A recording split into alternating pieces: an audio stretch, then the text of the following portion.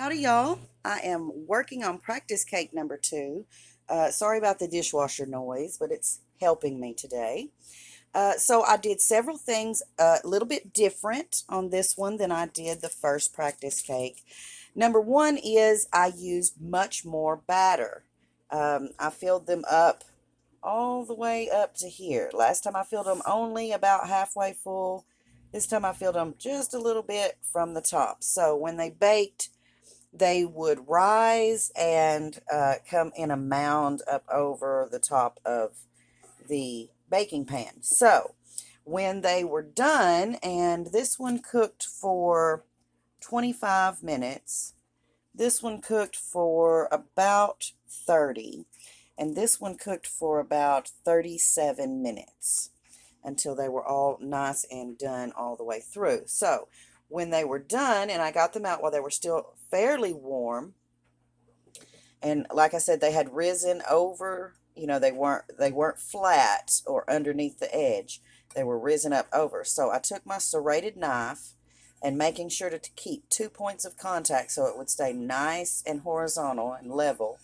I went all the way around the edge of each cake, gently sawing and scoring a line all the way around. And then after I had scored the little line, then I got my wire and I fed it into the little crack that I had made with my knife.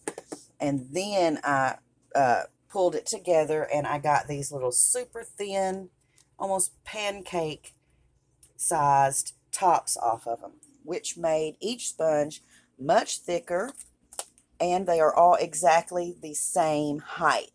So that's going to make it look way better to have the thicker sponges, and they're all exactly the same size. And so I brushed them all off with a pastry brush, making sure to get all the crumbs off of them. They're nice and firm, and I'm going to let them cool for another good hour or so before I begin building.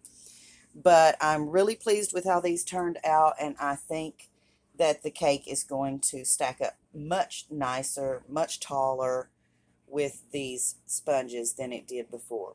Before, I was measuring and putting in all the toothpicks, and they were very thin, and I was unhappy with them. But this time, all I did was just score around the edge with a really good serrated knife, and then just cut off whatever was sticking over the top of the pan. So that made each layer this big.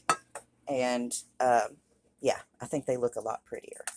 So today I will be building practice cake number two and frosting it, and I will be sure and let you guys see what it looks like when I get done. So thanks for joining me, and y'all be sweet.